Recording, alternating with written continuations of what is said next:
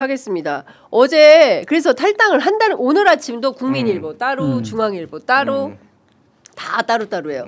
그런데 윤석열 전 대통령의 최측근 예, 서정욱 변호사하고 직접 통화하셨죠. 네, 어제 서정욱 변호사랑 한 오전 11시쯤에 이제 통화를 했고요. 서정욱가 기자들한테 전화 와서 죽겠다.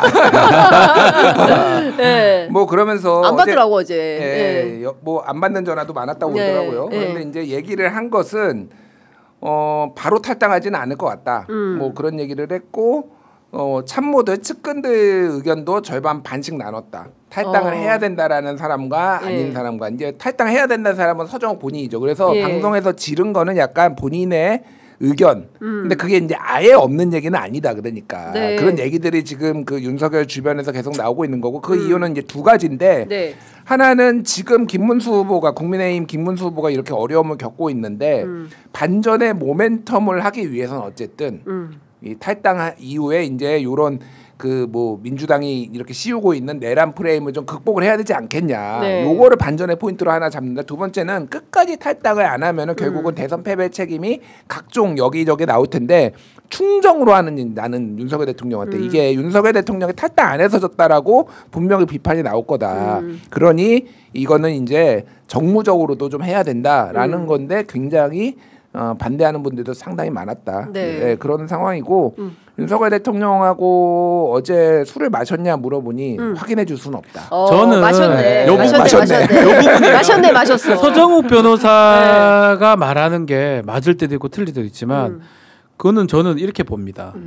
윤석열은 술 먹을 때하고 깼을 때 다른 모습하고 그거랑 매치하면 돼요. 서정욱 변호사가 실제로 윤석열의 마음도 대변하고 있고 아마 저는 이 탈당 얘기 술김에 하긴 했던 것 같아요. 서정욱 뭐 얘기했겠죠.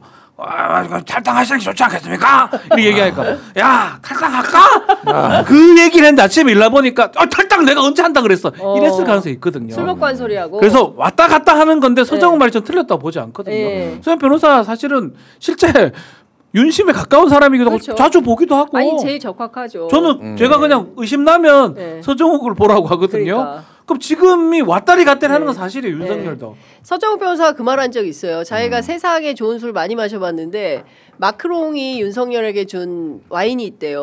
그거를 땄다는 거야 자기랑. 마크롱 와인이 제일 맛있더라. 진짜 프랑스 와인. 진짜 아니 마크롱 대통령이 준 윤석열한테 준 와인을 서정욱하고 같이 땄다는 거예요. 그래서 그걸 마셨을 때 자기가 제일 맛있게 먹었다. 그래서 내가 찐측근이네. 그러니까 아무한테나 따겠어요 그거를. 그러니까 찐측근이다 서정욱은. 그러니까 이래서 왜 술 먹을 땐 탈당한다 그러고 깼을 때는 바뀌었을까는 제 다 개인적 추측인데요. 술자리에는 김건희는 없습니다. 그러니까 술자리에 그 참모들이나 뭐 부하들하고 얘기할 때는 탈당의 생각을 하다가도 아침에 깨고 와이프랑 있을 때는 뭘 하겠죠. 네가 먼저 탈당한다는데 네가 왜 탈당하는데 네 맘대로 결정하는데 뭐 이랬을 가능성도 개인적 생각이에요. 그렇죠. 내 생각, 나 상상, 나 망상, 나의 망상. 아니 근데 저는 이런 거예요. 염치가 있으면 물러날 줄 이게 없는 거야. 그러니까 출당을 하라는 게 지금 막 늘어나고 있잖아요. 나가라. 지금 뭐 그런 요구가 있고 빗발치는 요구가 있지만 다 묵살하는 거 아닌가요? 아니 그러니까 이게 지금 윤석열의 마음을 종잡을 수가 없는 게 또 그 황태순 TV 여기에서 지금 황태순 TV 황태순 추억의 정치평론가 황태순 이분이 이제 그 방송한 거를 김종혁 전 최고위원이 페이스북에 올려서 저도 알게 됐어요. 뭐냐면은 그러니까 김문수가 계엄에 대해서 이제 사과를 했잖아요. 그러니까 윤석열이 김문수한테 전화를 해가지고 불같이 화를 내며 소리를 고래고래 질렀다. 질렀다. 그거를 측근들이 다 이제 들었고 그 중에 매우 가까운 측근 한 명이 황태순한테 그 얘기를 해줬다라고 하니까 이거는 그리고 이 방송이 이제 어쨌든 유튜브라도 이렇게 영향력이 있을 거 아니에요. 파장이 있을 거예요. 그러면은 누군가 이게 사실이 아니면 부인을 해야 돼요. 캠프에서 부인을 하든 윤석열 측에서 부인을 하든. 그러니까 부인을 안 해요. 그 얘기인즉슨 김문수가 소위 뭐 이제 이게 계엄에 대해서와 그리고 탄핵에 대해서 이게 또 다르잖아요. 탄핵에 반대한 거에 대해서는 언급도 안 했어요, 지금.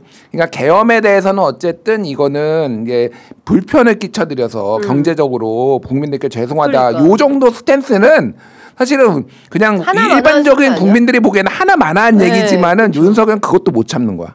이거는 계엄이 아니라 계몽령이었다. 계몽을 하기 위해서 한 거였다라는 얘기를 또 했다라는 거예요. 그러니까 제가 이제 여러 가지 정치 상황도 보고 뭐 이런 것도 보고 보지만은 가장 이런 판단을 하면서 보는 게 있어요. 뭐냐?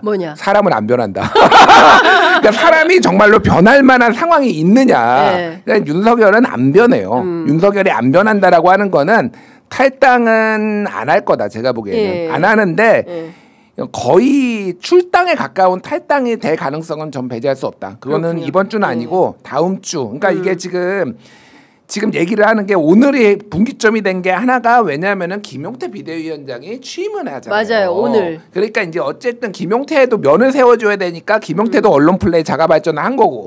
그건데 오늘은 안 돼 이미. 그러면 이제 또 하나의 분기점이 뭐냐면 18일 얘기가 5.18? 나와요.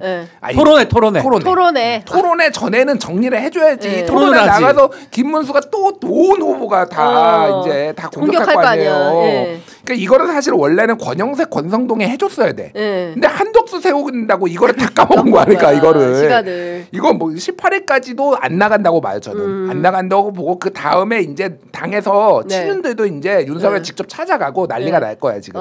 그런 상황에서 거의 출당에 가까운 탈당이 이루어질 가능성이 있다. 거의 쫓겨날 가능성이 매우 농후해 보이네요. 지금 상황은. 왜냐하면 전한길 같은 경우에도 중앙일보 보도를 통해서 윤석열 탈당 전혀 생각 없다라고 하고 방금 전에 나온 속보는 김문수 후보가 탈당은 윤석열 스스로 판단할 문제고 후보가 말하는 것은 부적절하다 이런 얘기를 했어요. 아니 이게 진짜 웃긴 거잖아요. 서로 공을 떠넘겨. 네가 결정해라. 네가 결정해라. 네가 가라 하와이. 네가 가라 하와이야. 거의 계속 그러고 있어요. 이게 말이 되냐. 그러니까 이게 국민의힘의 좀 현 주소 같아요. 뭔가 정당이라면 의사표시를 해야 됩니다. 제대로.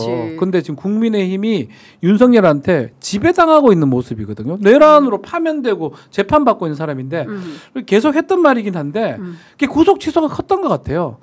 나와 있지 않았으면 저는 이런 상상을 해봐요. 구치소에 있었다면 이럴 일은 안 일어나거든요. 나와서 동작대교에서도 보이고 판교 와서 밥도 먹고 이 모습은 그거만 하겠습니까? 지금 계속 얘기했지만 술도 먹고 전화도 한다는 거거든요. 이것 때문에 국민의힘이 자유롭지 못한 거거든요. 그러니까 사실은 저도 우리 김준일 평론가님 말씀대로 계속 이래 가지는 않을 것 같긴 한데 끝까지 여기 많이 구속돼 있다는 느낌이 들거든요. 국민의힘. 김문수도 여기서 한 사람이고 상당히 좀 안타깝습니다. 국민의힘. 아니 근데 이게 선거가 많이 남았으면 모르겠는데 지금 19일 사전 투표가 2주 뒤에 정확하게 지금 다다음 주 목요일에 2주 남았어요. 지금 14일 남았어요. 그러니까 14일. 이게 사실 사전 투표를 저는 기준으로 선거운동 기준으로 봐야 된다고 생각한 사람이기 때문에 이게 그러니까 다음 주에 TV 토론 계속 잡혀 있잖아요. 계속 이 얘기만 할 거야. 그러니까 이거 망했어. 그러니까 국힘 망했어. 근데 지금 돌아다녀 보면 제가 어제 이제 송파을 현장 취재를 갔는데 거기는 동네가 일단은 털끝도 나오게 하지 마라. 그리고 인터뷰를 안 해. 대체로 말을 안 하시고 그 뭐 공평한 나라 만들어야 돼요. 막 말씀하시거든요. 시민들께서. 근데 말을 안 하고 둘 다 꼴보기 싫다. 이제 이렇게 얘기를 하면서 이제 집값 문제, 세금 문제 막 이런 얘기를 쭉쭉 하는 거예요. 근데 핵심은 뭐냐면 국민의힘 지지자들이 투표장에 안 나올 가능성이 매우 높다. 저는 이제 그런 거를 어제 송파에서 좀 봤습니다. 그러니까 국민의힘이 이 지경이니까 도무지 지지할 수가 없는 거예요. 그러니까 자기들이 이제 자중질환을 일으키고 그 거의 끝판왕이잖아요. 그러니까 이제 유권자들이 선택하기가 굉장히 어려운 지경에 이르렀다라는 생각이 좀 듭니다.